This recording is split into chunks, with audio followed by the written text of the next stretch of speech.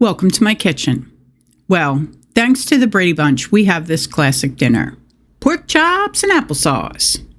Yes, I'm showing my age, but that's okay. I'm proud I've made it this far, and I'm just getting better. Seriously, this recipe is an amazing meal, and it's a classic that deserves some love. With a few updates to bring it into the future, this dish is delicious and can be used in so many ways. Of course, like a lot of my dishes, we start with onions. Onions have so many great health benefits too. They're so good for your heart, they're good for your digestive system, and they can also help if you have diabetes. I'm using a large sweet onion. I prefer them to the yellow onions because the sweet onions have a more mild flavor.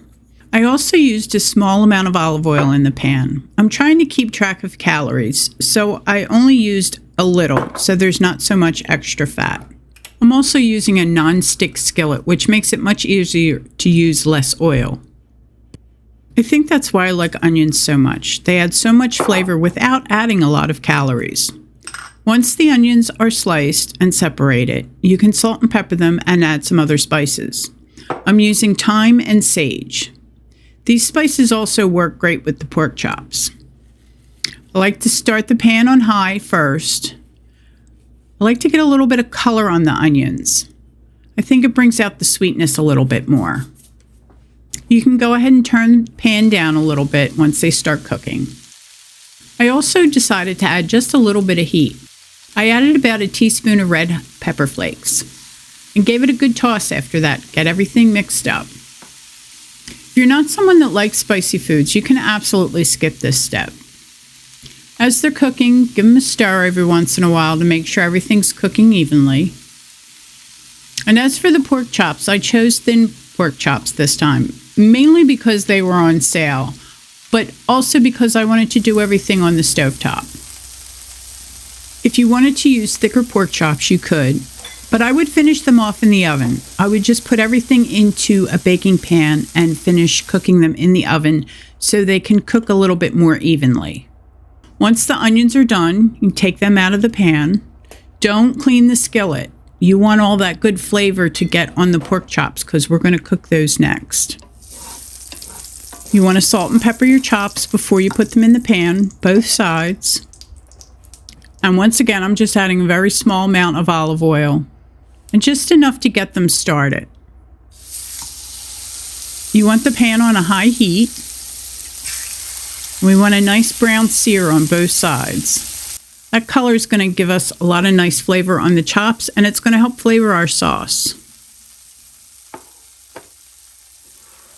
We're just going to put 2 chops in at a time. You don't want to crowd the pan because you want these to get that nice brown sear to them.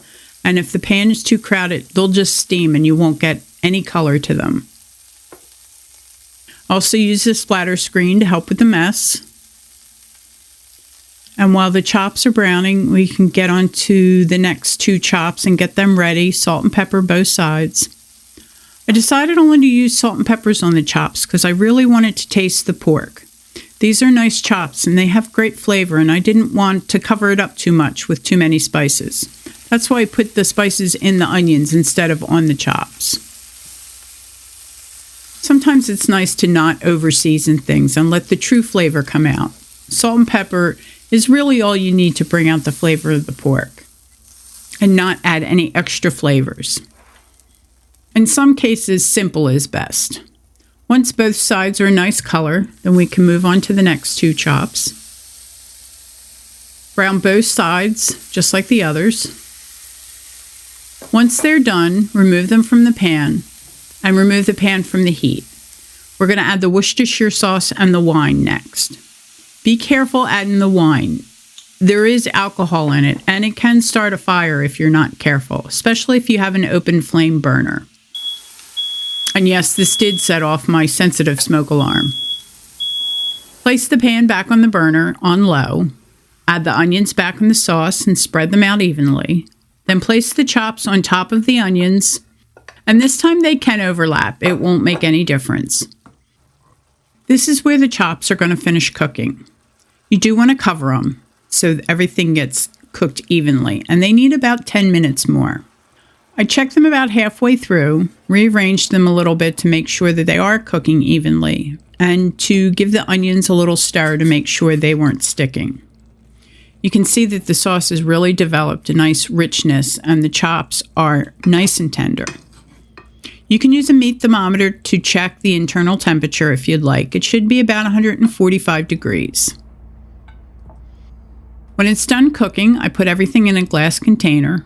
I find the glass containers are the best way to store food. They're easier to see what's in the container and they're much easier to clean. The chops turned out so good. They were tender and had such a great flavor. They truly made a perfect retro dinner with updated flavors.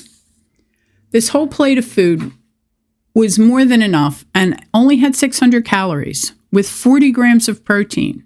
Thanks for watching. I hope you enjoy this recipe and I hope you give it a try. Let me know if you have any questions.